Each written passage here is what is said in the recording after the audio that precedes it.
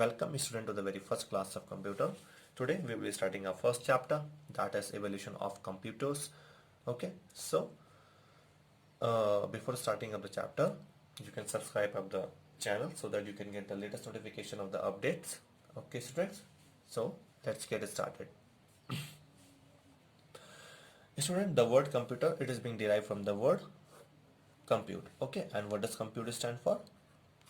That is to calculate. So in the initials, the work of computer, it was being invented for a purpose to calculate, but in today's scenario it's not like that. The computer work is so versatile in nature, isn't it? It can handle different applications at the same time, right? Isn't it? You can see the usage of it. It is so versatile in nature that even it is being used by an household individual like you, okay, and in the schools, in the colleges, in the laboratories, in the railways, airports, etc. and etc. Okay, space technology, everything. So in the every department, it is being comprehensively used, right? So if you talk about the history of the computer, so the the computer that was being developed. So before that, to keep the track of the number, the invention of the different calculating devices was taking place. So it was started right from the abacus. Abacus, that is the first counting device. Okay, and after that many of the devices were invented, and afterwards that led to the development of the computer. Right, students? So the first one, that is abacus. We will talk in brief. So what is abacus? Abacus, it was the first mechanical device that was being used or developed for calculation purposes, and it was developed in China. Okay, so what was the work of the abacus? It was used for the purpose of performing the mathematical calculations like the addition, subtraction, multiplication and division. Right, student? Correct.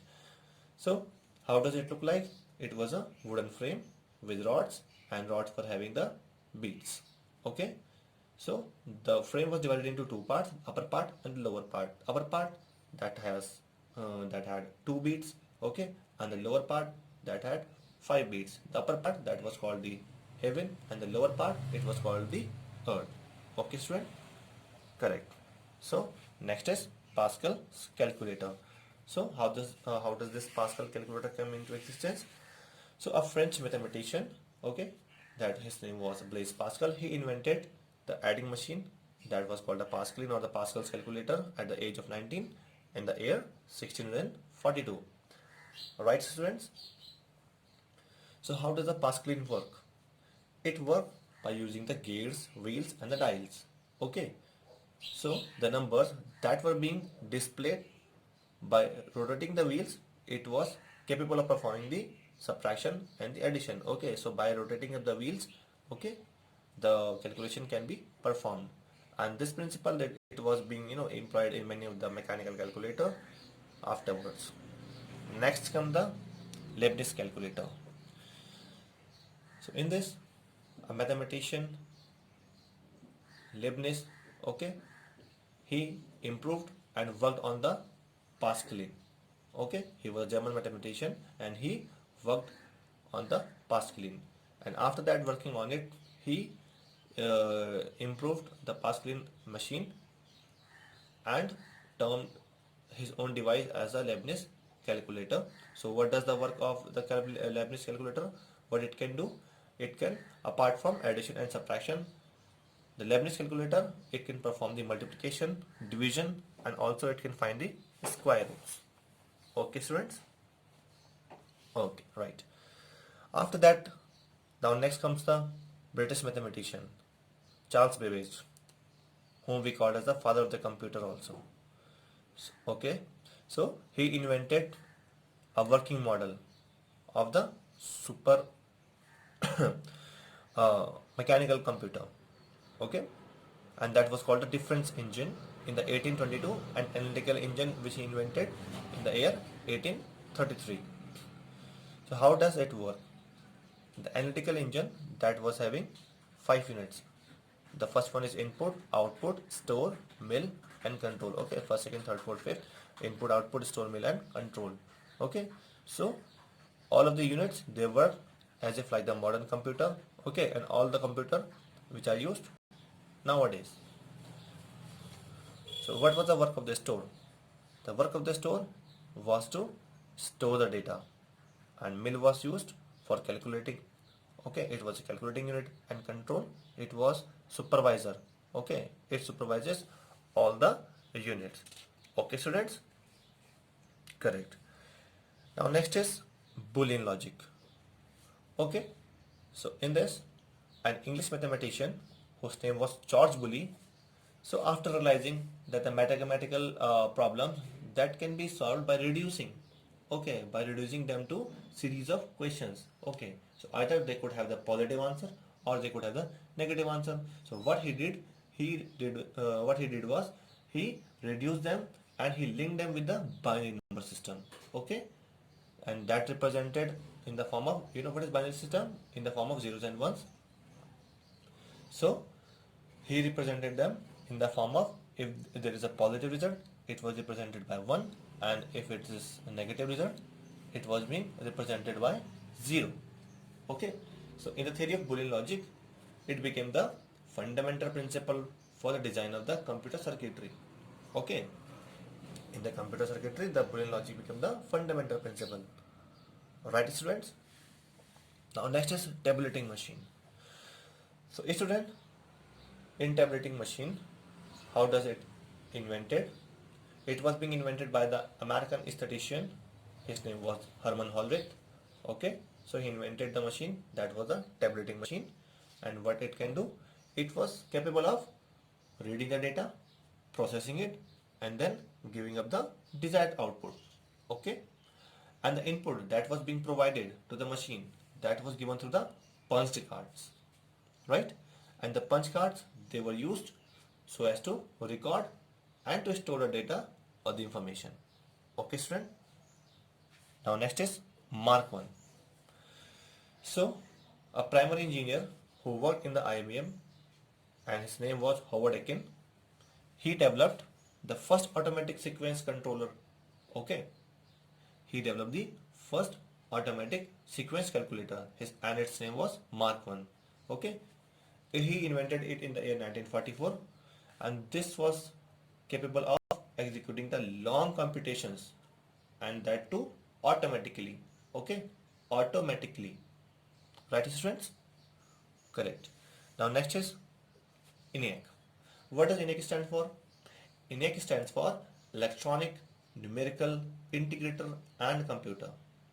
Okay, so this was invented by John Macaulay and J. Perspur-Eckert in the year 1946. And what was the purpose? It was the first general purpose electronic digital computer. Okay, so how does it look like? It was having 18,000 vacuum tubes, and the work of it was 1,000 times faster than the Mark 1. Okay, and it could add 2 large number in just 200 microseconds, isn't it? Correct. Now next is EDISEC. So what does EDISEC stands for? EDISEC stands for Electronic Delay Storage Automatic Calculator. Right, students? So it was being designed by Sir Maurice Wilks, and he worked in the University of Cambridge, okay, in the year 1949. And this computer, it ran the first graphical computer game, and the name of that game, the nickname of that game was Baby. Okay. Next is EDVEC. So what does EDVEC stands for? EDVEC stands for Electronic Discrete Variable Automatic Computer. Okay.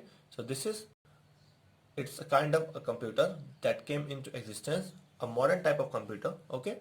And it came into existence with the John von Neumann software. Okay. After the development of software, and that software that was being written in the binary code in the form of zeros and ones. Okay, you connect with the Boolean logic, isn't it? So what he did was he joined the hand with the Perspur-Eckert, John Macaulay. Okay, and in a consulting role, and EDVEC that was being built using the binary code in the 1950.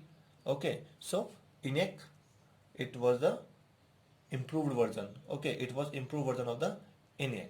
Okay, so ADVAC is the improved version of the ENIAC. Okay, so ADVAC concept of storing different form of the programs that was on the punch card, it led to the development of the computer that today we know. Okay, students. Now next is UNIVAC. So in the UNIVAC, what does UNIVAC stands for? UNIVAC stands for Universal Automatic Computer. Okay, so this is Universal Automatic Computer, and this was the first commercially available computer, and it was being designed by the John McCulley and the J. Presper Eckert. It was in the year 1951. So this was the first computer, okay, that could hold and handle the numerical and the text data. Okay, and this was the first time that the computer, it was equipped with magnetic tape unit and used for the buffer memory. Okay, it was the magnetic tape was used in it unit used in it, and it was used as the buffer memory. Okay, and it used the buffer memory. Okay, so that's all for today's video, and the next part we will do afterwards. Till then, keep learning, be safe, and stay inside.